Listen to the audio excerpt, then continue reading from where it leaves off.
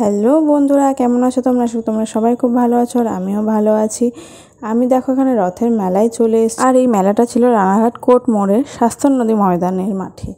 তো ঢুকেই দেখলাম একটা খুব সুন্দর গেট করেছে আর প্রচুর জিলিপি আরও খাবারের অনেক দোকান রয়েছে। কিন্তু হ্যাঁ, একটা খুব খারাপ পরিস্থিতিতে পড়লাম, সেটা হচ্ছে প্রচণ্ড কাদা।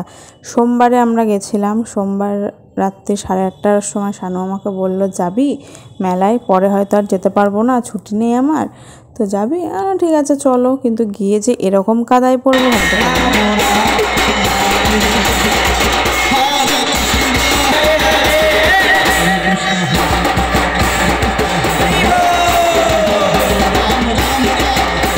তারপরে দেখলাম খুব সুন্দর এখানে কীর্তন হচ্ছিল, তার তালে তালে কি সুন্দর এরা নাচছিল, আমার ভীষণ ভালো লাগছিল। আর ওখানে গিয়ে শানু আর আমি গেছিলাম, যেহেতু ওখানে গিয়ে আমার দাদার সাথে দেখা হয়ে গেছিলো, দাদা বৌদি। তো তারপরে ওখান থেকে বেরিয়ে এলাম যে চলো একটু বাইরে ঘুরে আসি, তারপর আবার যখন পর্দা খুলবে তখন না জগন্নাথ দেবকে দর্শন করে নেবো। তো দেখো বেরিয়ে এসে দেখি রথটা রয়েছে, তো শানু যেহেতু রথটা নেনি, রথের দড়িটা একটু আমরা ছুঁয়ে নমস্কার করে নিলাম। আর দেখছিলাম এখন না খুব ট্রেন্ড হয়েছে, সবাই বড় বড় চুল রাখছে, মানে সেই কি বলবো, হিপ ছাড়িয়ে চলে যাচ্ছে, কোমর ছাড়িয়ে চলে যাচ্ছে, পা এখন দেখবো আমার মাটিতে গড়াগড়ি খাচ্ছে, এটা ফ্যাশন হয়েছে। তো যাই হোক, একটা প্রোগ্রাম দেখছিলাম, পাশেই হচ্ছে খুব সুন্দর কৃষ্ণের গানের নাচে সবাই মত্ত ছিল। তারপরে ওখান থেকে চলে এলাম, যে শানু বললো চলো একটু ঘুরে আসি, কী বসেছে স্টল দেখি। কিন্তু ভাবছিলাম এই আচার খেয়ে পড়বো। প্রথমে দেখলাম মকটেলের কাউন্টার থেকে এগিয়ে এসে মোমো ছিল। আর হ্যাঁ, তোমাদেরকে বলি, এই মাঠের যত খাবার দেখছো সব কিন্তু নিরামিষ, কোনো আমিষের ছোঁয়া এখানে নেই, প্লাস কোনো পেঁয়াজ রসুনও কিন্তু নেই, সব নিরামিষ।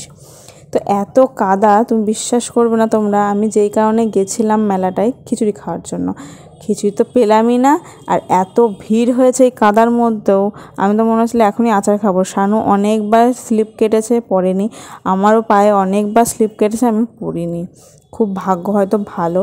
তারপরে চলে এলাম আমার আর শানুর ফেভারিট খাবার খেতে, মথুরা কেক। আমার আর শানুর ভীষণ ভীষণ প্রিয়।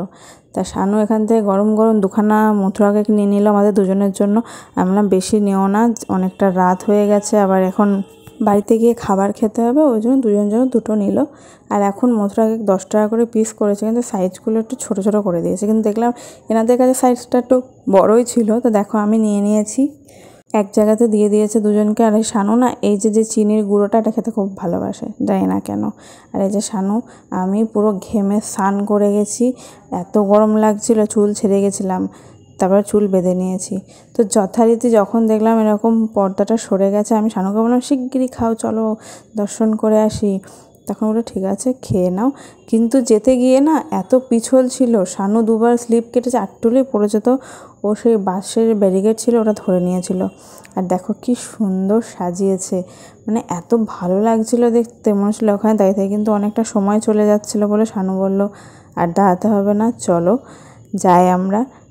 ঠিক আছে চলো। তারপরে দেখো কতগুলো স্টল দেখছিলাম, মানে এগুলো আমাদের ফেরার পথে পড়েছে, যে খুব সুন্দর সুন্দর খেলনা ছিল। আরও মানে মেয়েদের যেটা সব থেকে ভালো লাগা জিনিস কানের, সেটা ছিল। আর হ্যাঁ, বুক স্টল ছিল দুখানা, যেটা শানু গিয়ে স্টপ করে দাঁড়িয়ে রয়েছে। আমি বললাম তুমি কি বুক কিনবে? বললো না জাস্ট দেখছি। ঠিক আছে। আর দেখো যেগুলো আমরা খুব ভালোবাসি মেয়েরা, ইয়াং জেনারেশন বলো মানে বয়স্করা বলো, সবাই খুব ভালোবাসে, সেই কানের দেখালাম তোমাদের। আর একটা বিষয় হচ্ছিলো, সেটা হচ্ছে আচার আর পাঁপড়ের দোকান। আর মেলায় তো বাদাম ভাজা জিলিপি এগুলো থাকবেই। তারপরে গুটি গুটি পায়ে এগিয়ে চলে আসছিলাম গেটের দিকে বেরিয়ে যাব বলে, কিন্তু এত কাদা হয়ে গেছিলো আমার পায়ে, প্লাস আমি যে জামাটা পরে গেছিলাম হালকা কালার, সেই জামারটা লং ছিল, সেই জামার নিচের পোর্শনেও কাদা লেগে গেছিলো।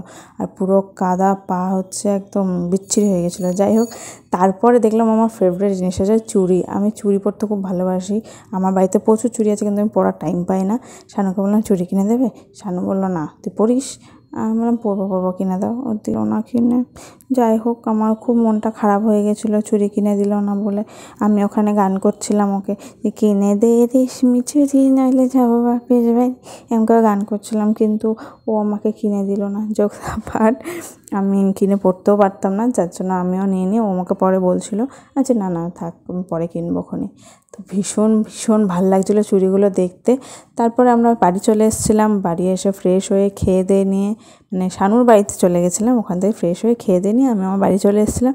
তো আজকের মতো ভিডিওটা আমি এখানে এন্ড করলাম। কেমন লাগলো জানিও।